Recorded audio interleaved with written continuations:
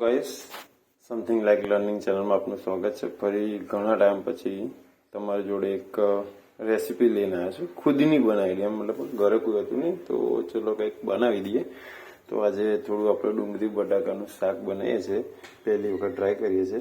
તો તમારી જોડે થોડું શેર કરવા માગું છું. જો કેવી રીતે બને છે, મારી રીતે હું બનાવું છું.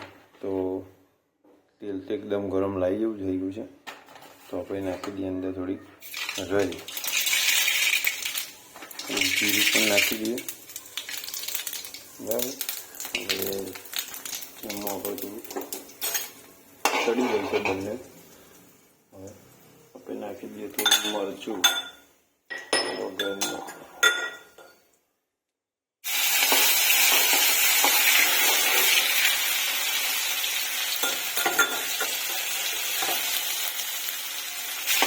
લસણ મરચું નાખીશું.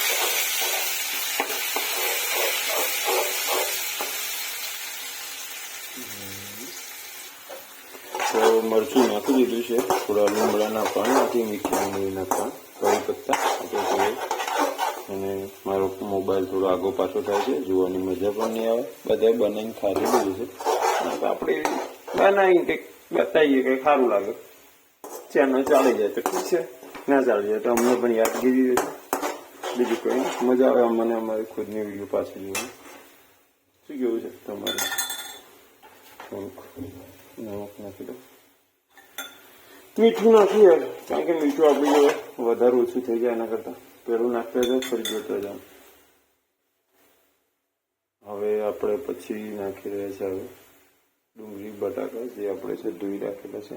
હવે નાખું છું.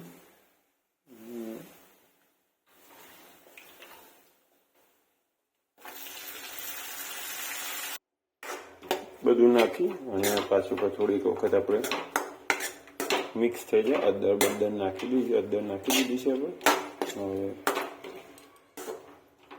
એ વખત એમ કમ્પ્લીટ થઈ જાય પછી થોડું પાણી લઈ દઈએ, થોડુંક શેકાવા દઈએ. પહેલાં શેકાવા દેવું પડશે થોડુંક જ વાર. કેવું લાગે આમાં આપણે બનાવતા હોય તમે જુઓ ને, આમ કેટલું સરસ લાગે છે ને. હવે થોડુંક મીઠું નાખી દઉં,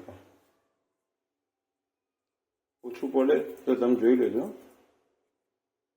મને ખબર નહીં પડી, તમે વિડીયો દ્વારા વાંચી લો થોડા.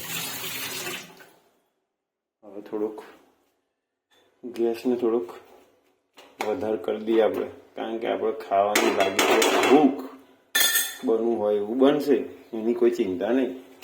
કાચું પાકું થાય, ચાલી જાય.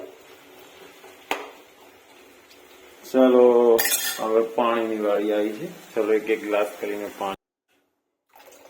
પાણી આપણે ફૂલ વેળી દીધું છે. રસાદાર આપણે શાક બનાવવું છે, કારણ કે આપણી જોડે રોટલી ઓલરેડી બનાવીને ગયા છે, થોક્કો ભરીને જોડ્યા ટક. બસ ખાલી અને ઉભરો આવે એની જ વાત જોઈને બેસી જશું. આવે એટલે એક વાડકી ભરીને તો પેલા રસો પી જવો છે, ખબર તો પડે ને કેવું લાગે છે. તમારું શું કેવું છે? જો આપણું રસોડાની અંદર આવું બધું ચાલ્યા જ કરે. જોઈ લો, આ જેન તે બધું પડ્યું છે ને, આ બધું સાફ કરવું પડશે, નહીં તો આવીને કપકાટના ઘરમાં કરશે. ઘરના કોને કહ્યું તું બનાવવાનું એમ કહી દે, એના કરતા શું કેવું છે, સાફ કરી દઉં સારું, મગજ નહીં નસો પકડી જાય. ચાખી જો, શાક સારું લાગે છે. ચલો થવા દો ગ્રેવી વાળું. આ રીતે બનાવ્યા. આગળ જતા જતા ફરી તમે જોઈ લેજો. આપણે આ પ્રમાણે છે આ રીતે વઘાર કર્યો. થોડોક રસો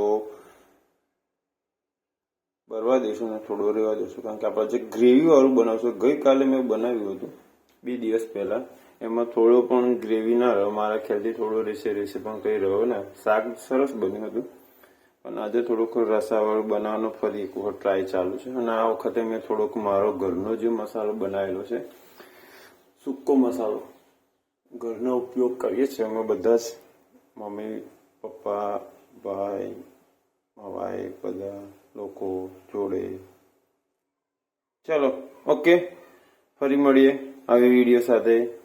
ચલો ગમે તો લાઈક કરજો, ના ગમે તો પણ લાઈક કરજો, ગમે તો પણ શેર કરજો, ના ગમે તો પણ શેર કરજો. સબસ્ક્રાઇબ કરવાનું તો કોઈએ હા નાનો ઓપ્શન ને ફરજિયાત કરવું જ પડશે, નહીં ચાલે. ઓકે બાય, ફરી મળીએ.